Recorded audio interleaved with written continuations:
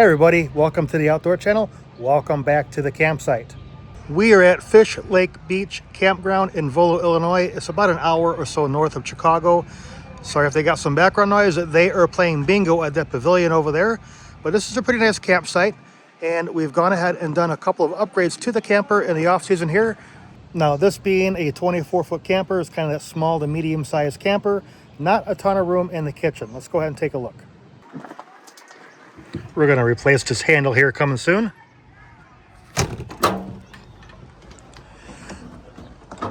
So this is a bunkhouse trailer, and there's a bit of room in here. Nice sized bathroom and all the good stuff, but those bunks take up a bit of real estate, basically giving me this for the kitchen. So we found this. This is a Cmaco product. Now, not at all sponsored by Cmaco. We actually spend our own money on a lot of our own products. This is a countertop extension. Works very simply by a hinge down there. You can go ahead and just pull on that little pin right there, and it collapses out of the way. So in my case, we can get in and out of the door. Yes, it'd be great if I didn't have to put it right here, but that's where I got to put it. I do wish that they had something maybe more in a white, but they have a couple different versions of this natural wood color. But it sort of goes along with some of the other wood accents we have here in the camper. So it kind of fits at the same time. So we're going to go back in time, show you what it took to install this, do a quick unboxing, tell you what it is, what it's not, where to buy it. That's all coming up next. Stay tuned.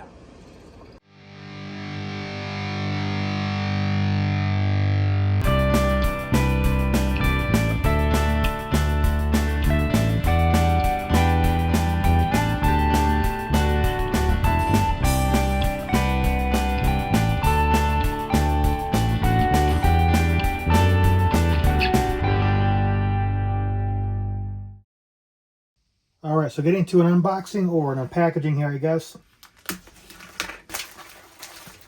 So we have some instructions there. A little bit of hardware. This is a support bracket.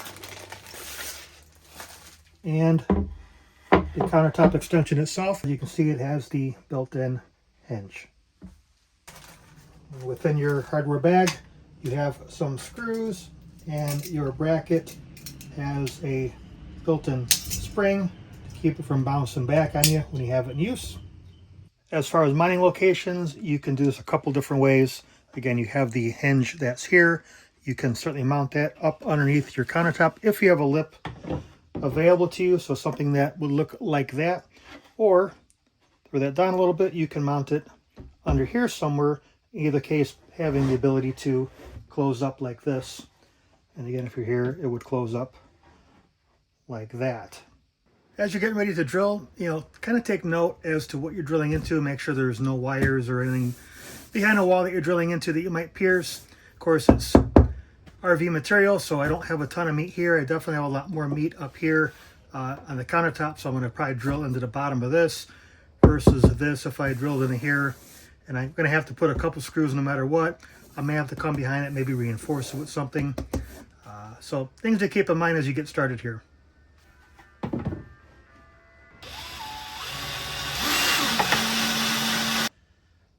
Might be a little easier if you got a buddy. Right now this is just kind of resting on my head. And once you get the first couple started, it gets a little easier. Make sure you're going straight up and down here, not any kind of angle.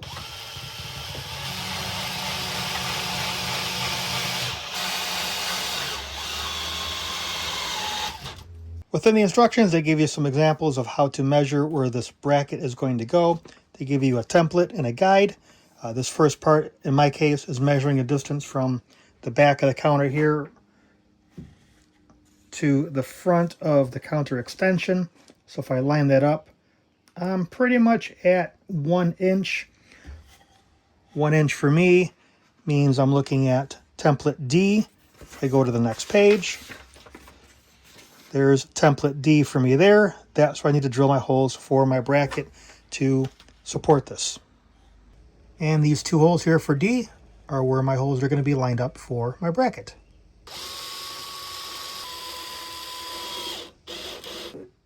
The template's going to also give you a spot to drill underneath here, so you can bring your hinge and bracket up here, something like that.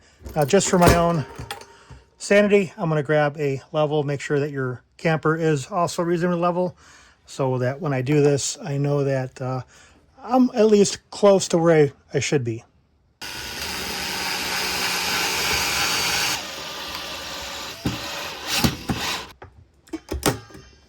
And this ring here is just meant to allow you to close that.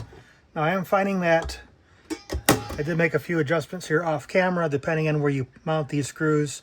You may lose just a touch of level out here versus this closing very securely against the cabinet. So that's something you may need to do, but otherwise, she's here. She might bounce around a little bit when traveling.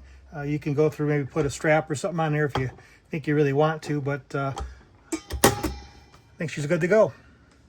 I'm going to say that from a stability standpoint, it certainly has some bounce to it. I mean, it's not going to collapse, nothing that. I'm actually putting a little bit of weight down on my fist here, so it's not going anywhere, but it's not like it's super secure like that is. So good enough to put some food, some dishes on there. If you knock into it, yeah, you might maybe knock something on the floor, but we'll get back to the campsite. We'll go ahead and check that out. So we're back at the campground. This has worked out pretty well. Even with this extended, you can still get through the doorway here without any real issue. One of the things we like about it most is one of us is cooking here in the kitchen and one of us on the Blackstone outside. We're able to pass through food and dishes and all kinds of stuff through the door without having to try to climb up and put stuff on a countertop that really isn't there. So this is really kind of a win. It's not at all expensive. Pretty easy to install. Just got to follow the instructions and use the guide that's provided.